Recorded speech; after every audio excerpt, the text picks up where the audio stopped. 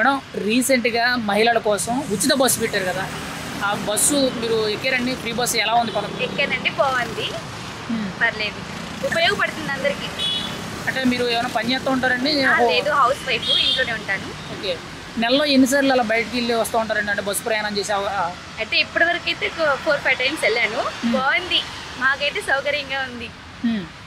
అంటే కొంతమంది సీట్ల కోసం ఇబ్బంది పడుతున్నారని చెప్పి ఇలాగా కొన్ని మాటలు చెప్తున్నారు కదా, అలా అయితే ఏం లేదు, ఫ్రీగానే ఉన్నాయి బస్సెస్ అంటే బాగుంది. అన్ని బస్సులు సదుపాయాలు ఉన్నాయి మేడం? ఏమైనా ఇబ్బందులు ఏమైనా ఉన్నాయి? ఇబ్బంది అయితే ఏం లేదు, బాగుంది. ఇంతకు మాత్రం మాకైతే సౌకర్యంగా ఉంది. ఇప్పుడు మీరు దాదాపు 3-4 టైమ్స్ ఎక్కారన్నారు కదా, ఎంతవరకు సేవ్ అయింది మేడం మీకు సుమారు? అంటే ఒక 1000 వరకు ఆల్మోస్ట్. అదే వేరే వాళ్ళకైతే ఇంకా ఉపయోగపడుతుంది. మాకైతే కొంచెం విజయవాడ దాకా వెళ్ళాం మేము. అయితే పర్లేదు, బాగుంది. అంటే ప్రభుత్వం ఏం చెప్తుందనంటే ఇది మహిళలకి చాలా బాగా ఉపయోగపడుతుంది. అంటే ఒంటరిగా ఆటోల్లోనూ లేదంటే అర్ధరాత్రులు ప్రయాణం చేసేటప్పుడు కొన్ని సందర్భాల్లో ఇబ్బంది అవుతుంది, ఫ్రీ బస్ వల్ల డబ్బులు లేకపోయినా ప్రయాణం చేయొచ్చు అని చెప్తున్నారు. మరి ఇది పాసిబిలిటీ అవుద్దని అంటారా?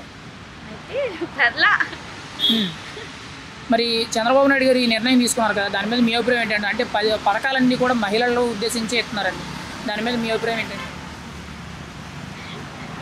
మాకంటే లేడీస్ కాబట్టి ఓకే, బాయ్స్ అదే మగవాళ్ళు అయితే బయటికి వెళ్ళి పని చేసుకుంటారు, మేమైతే ఇంట్లోనే ఉంటాం కదా. అయితే మాకైతే సౌకర్యంగా ఉంది.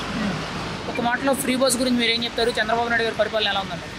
బాగానే ఉంది. అయితే కొంచెం హౌసెస్ కూడా మాకు లేని వాళ్ళకి ఇస్తే ఇంకా బాగుంటుందని మేము కోరుకుంటున్నాము.